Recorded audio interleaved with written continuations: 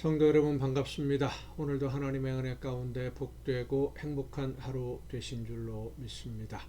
이 시간 우리가 함께 은혜를 나눌 본문 말씀 신약성경 갈라디아서 5장 13절부터 15절까지에 있는 말씀입니다. 갈라디아서 5장 13절부터 15절까지에 있는 말씀 봉독합니다.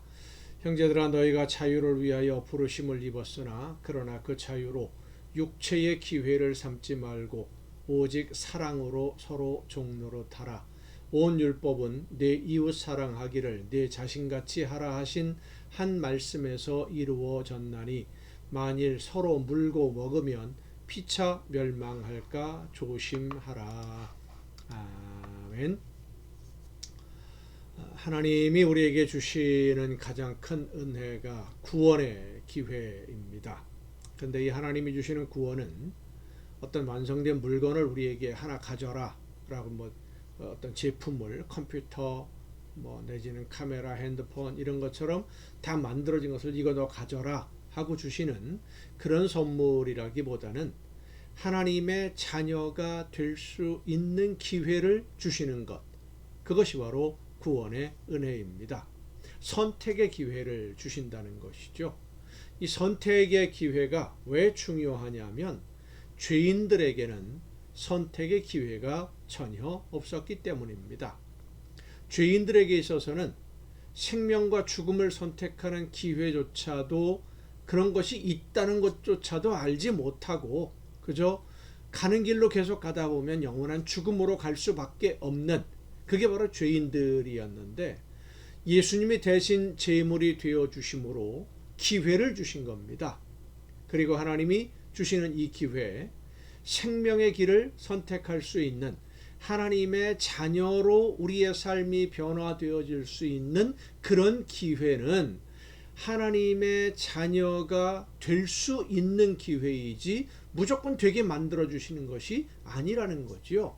그리고 하나님은 그렇게 하나님의 자녀가 되는 길을 선택한 우리에게 선택의 자유를 계속해서 주십니다. 한번 이렇게 하고 끝나는 게 아니라 하나님의 말씀을 듣고 계속 순종할 것인지, 아니면 예전에 죄의 종으로 돌아가서 불순종하는 삶을 선택할 것인지 자유롭게 선택을 해라. 너희들에게 그 선택의 자유를 주겠다. 이것이 바로 구원받은 성도들에게 하나님이 주시는 은혜예요. 하나님의 말씀을 따라 순종하는 선택의 자유. 이전에는 그걸 선택할 자유가 없었지요. 죄의 종이었으니까. 그런데 이제는 하나님의 자녀로 살 것인지 죄의 종으로 살 것인지를 선택할 수 있는 것인데, 하나님의 자녀로 사는 것을 선택하는 첫 걸음이 바로 서로 사랑하라 라고 하는 말씀이에요. 서로 사랑하는 것이 하나님의 말씀을 듣고 순종하는 길이기 때문입니다.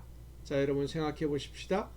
하나님이 우리에게 죽음에서 생명으로 가는 길을 열어주셨고 생명으로 옮기시기 위해서 예수님을 제물로 받으셨고, 예수님이 제물이 되어주심으로 우리의 모든 죄를 다 덮으시고 하나님의 말씀을 듣고 순종할 수 있는 구원의 기회를 주셨는데, 이렇게 하나님이 주시는 선택의 기회를 갖게 된 우리가 하나님의 말씀을 들었는데도, 깨달았는데도 하나님의 말씀대로 순종하지 않고 불순종의 길을 여전히 걷고 있다고 한다면, 불순종하고 있다면 어떻게 되겠습니까?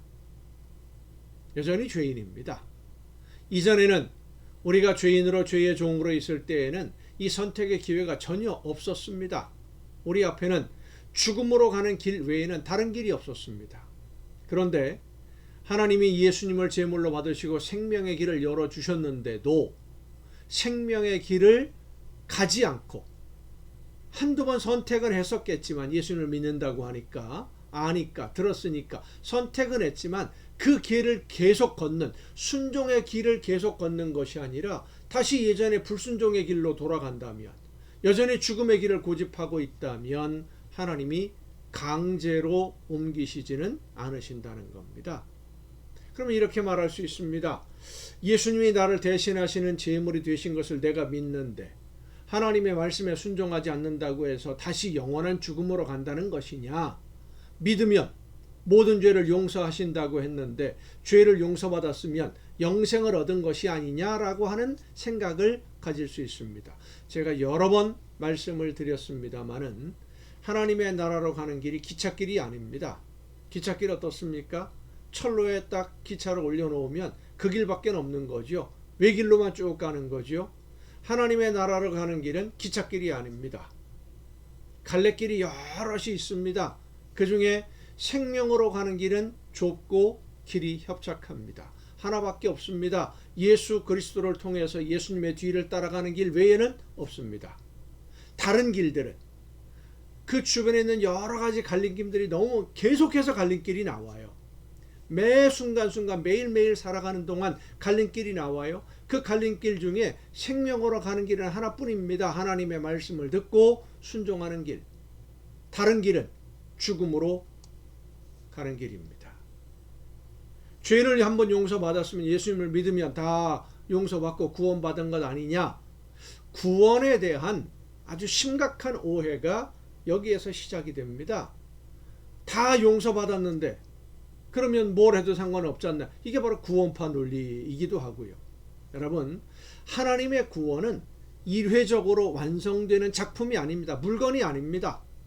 죽음의 길에서 생명의 길로 방향을 전환하는, 그러니까 생명의 길을 발견하는 것도, 그 길을 걷는 것도 우리의 힘으로 할 수 없기 때문에 예수님을 제물로 받으신 하나님이 은혜로 우리에게 주시는 선물입니다. 그 선물을 받을 것인지 받지 않고 여전히 불순종하고 죄의 길로 갈 것인지는 내가 선택하는 거예요. 그러니까 예수 그리스도로 말미암아 구원의 길을 알게 된 우리가 하나님의 나라를 향해서 계속 갈 수 있는 것은 말씀을 듣고 성령의 인도하심을 따라 하나님의 말씀에 순종해야 그 길로 가는 거예요.